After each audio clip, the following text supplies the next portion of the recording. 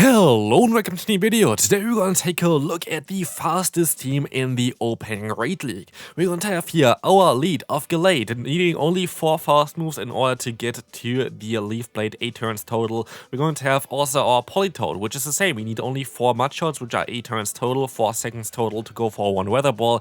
And then we have the Greninja, which is a little bit more special. The first charge move for the Night Slash is going to take 9 turns, so like a little bit longer for that.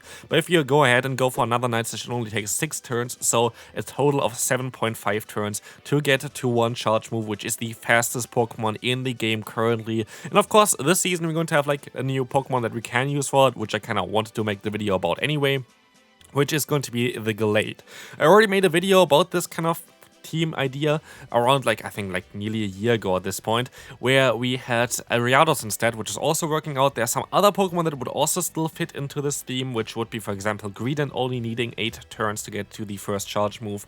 But yeah, basically those are the Pokemon that are the fastest in the game, and they're quite a lot of fun. I have to say, I always enjoyed to play those kind of more interesting teams that are a little bit more tricky to play maybe. But yeah, we're going to see here first a battle against a regional winner as well. We're going to be able to win with our Politoad. Next opponent coming through, let's see how this is going to go. We're going to have an Annihilate in the lead, which is lovely for us. We're going to have basically a lead that's going to be great against Fighting type Pokemon, as we are like part Psychic type, of course. And then we're going to have in the back 2 Water type Pokemon. The Safe is going to be the Politoad here, having access to the Ice Beam, can catch some people off guard. But in the back, our Greninja definitely appreciates if we don't have to face a Fighting type Pokemon. Here we're going to be actually able to get 2 shields from the opponent, which is going to be great for me, because if shields are down, especially with some energy, our Gallade is gonna go to town. Most likely, I should have let this move go through, because it is not going to knock me out anyway, and I kind of would want to rely on Gallade in this matchup anyway here. But let's see, the opponent gonna go ahead and go for an Aerial Ace. They should be in range for 1 Weather Ball. But they decided to swap out here, I think, into, let's see what it is. I think it is actually going to be the Annihilate.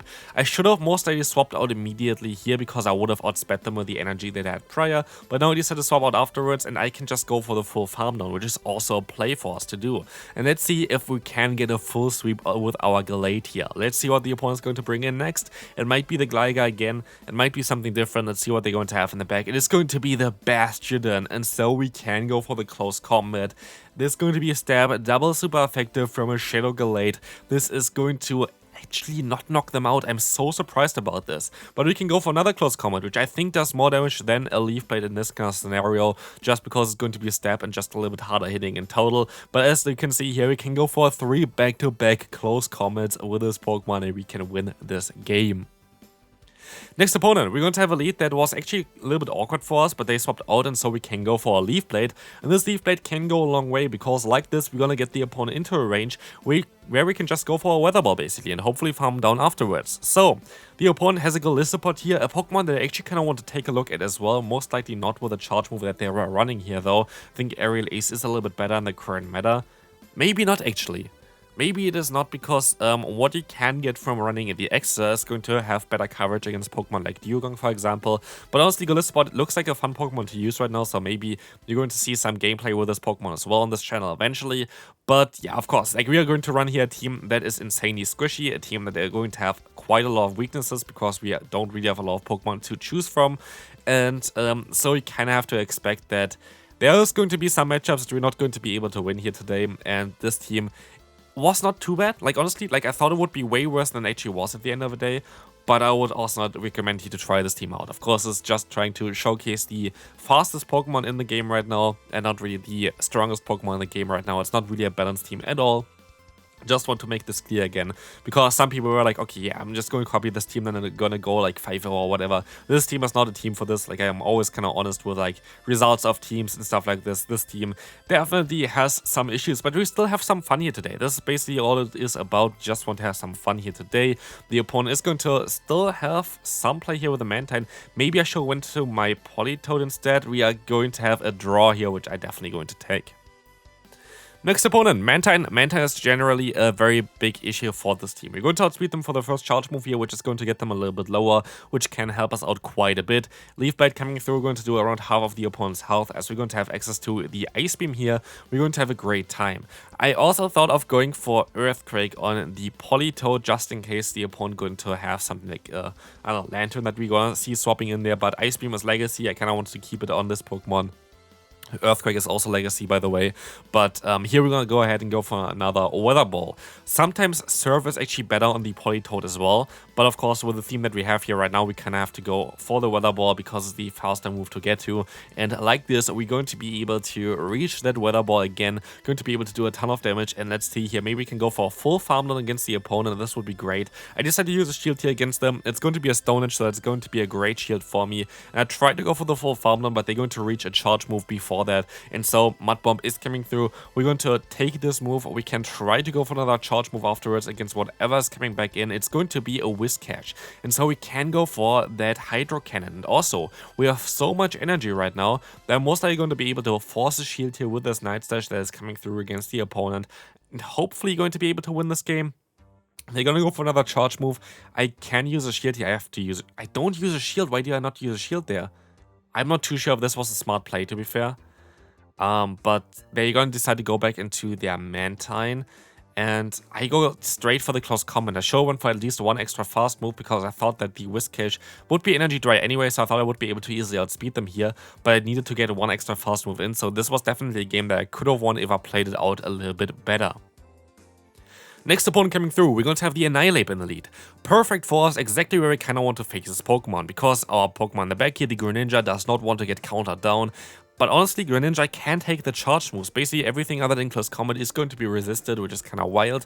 So here, we're going to be able to go for another move against the opponent. We kind of want to stay in here for as long as we can, but I also don't really want to give up 2 shields. So maybe we can try to catch the next charge move onto our Politoed. But they decide to swap out as well into a Dugong, and I make a little bit of a mistake here. I decide to go for the bait here. I decide to go ahead and go for the Leaf Blade. If I went for the close combat, we would have knocked them out, and I decided to swap out now to the Politoed. Politoed is our bulkiest Pokemon on the team, which does not really say too much because Politoed is like not the bulkiest Pokemon ever, but it's honestly a fun Pokemon to use. I feel like Politoed has some potential, but maybe not in the current meta. They're just like a little bit of better Pokemon to use for similar roles, like for example Whiscash. If Politoed does it actually learn Scald now? I think it might learn Scald, but here we're gonna see Politoed going to be able to farm them all the way down.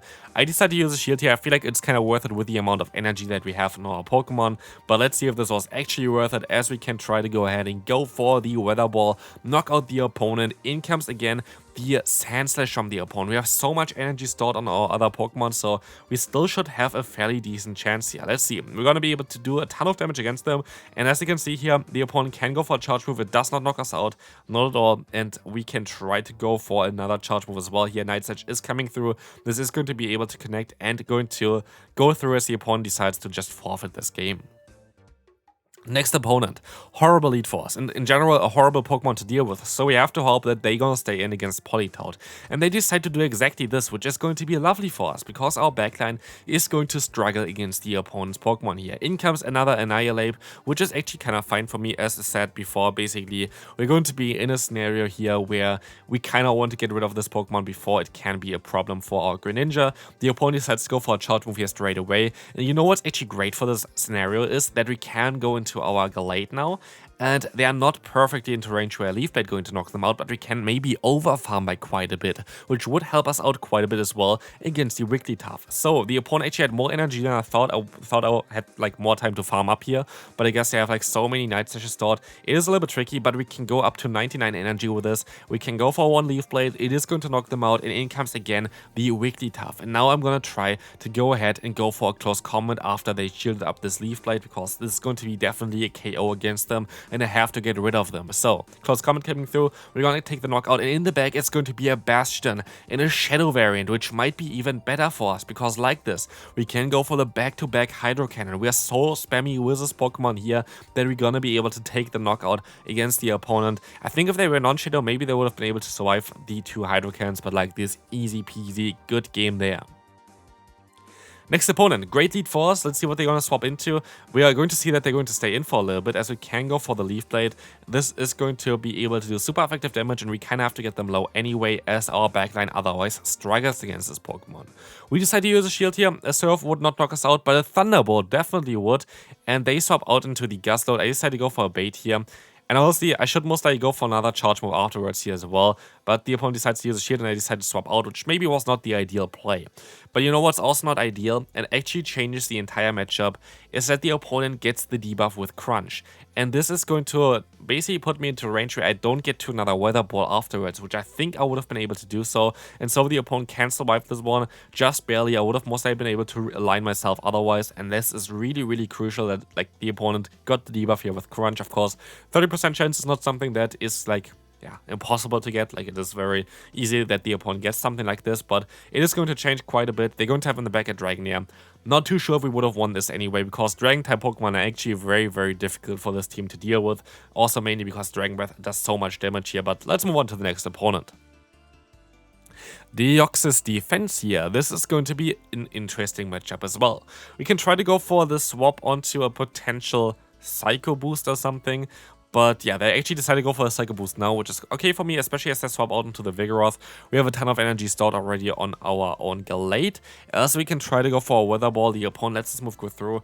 And here, maybe I should have tried to go up to an Ice Beam. Ice Beam should do a little bit more damage compared to the Weather Ball for sure. And I think if I went for the Ice Beam, which I think I would have been able to reach, I would have knocked them out at this range. But like this, I can force a shield from the opponent, and maybe I make a little bit of a mistake here, because the opponent decides to use a shield. They have 2 charge moves stored, and I decided to go for a shield here, but I thought, okay, maybe it is better for me to just farm them down here. But of course, as they can go for another charge move, they can force my final shield, and I'm not too sure if the extra farm is really worth it here. There was only 3 fast moves total, and they're gonna go back into the Deoxys as they had a move stored, which I completely forgot about. Psycho Boost coming through, we have some energy, but in the back is going to be the Oranguru. And I was like, Future Sight and Foul Play is going to be the best moveset that they basically run on this Pokemon. Both are going to be resisted by Greninja, so if I overfarm here, I should be able to win this game. I forgot that they have Trailblaze. Like, Trailblaze is not the recommended moveset on this Pokemon either, but like, yeah, like it does make sense to run this thing here, but I was so confused about this because I was completely forgetting that this Pokemon actually got Trailblaze, which is going to win them the game here. Absolutely wild though. I think I would have won otherwise, but good game to the opponent. Final battle for today. Horrible lead for us. We're going to swap out immediately into our Politoed as we have the Weather Ball, and we actually outspeed the opponent before they can go for the Aerial Ace, which is huge, as they're going to get the shield from them as well here. I decided to use a shield most likely as well. I do, because it could be a dig, but it's just the Aerial Ace and they swap out into their own Annihilate. But in this case, they're forced to go for a charge move, and maybe they're even forced to use a shield against me. The Night Slash is coming through. We don't know if they're going to get the buff or not because the game doesn't show it to us. But as you can see, we can go for the Weather Ball. It does not two-shot us quite yet, and I should have tried again to go for the Ice Beam. I think this would have been a play here that I could have went for because now they can still survive. But I should be able to farm down in time, which is kind of great for me as well. In comes again the Gligar very likely here, so we try to swap out. The opponent swaps into the Gligar, I can swap into my Greninja, they go for a charge move, I'm forced to let this move go through. I cannot do anything else than this, but it's going to be a tough match to still win. It's going to be the Whiscash in the back, and so I can go for the hard-hitting Hydro Cannon. I hope that they're going to use a shield here, but they don't, and so we have to try to reach another charge move, but I'm also going to be forced to use a shield now as well. So, Mud Bomb coming through, we have to overfarm, we have to try to go for a bait. Please decide to use a shield here. This is my only win con. They are not, and so I try to go for another charge move here, but this should be kinda it. I don't think there's a way of me winning this game. I tried my best, I still swap out, I try to go for the close combat, which I think does a little bit more damage even though it's resisted, but is going to be enough to knock them out. It is barely not, and so the opponent is going to take this one. Good game there. Hope you still enjoyed the fastest team possible in the Open Great League. If you did, feel free to leave a like, and I'll see you then. Bye bye.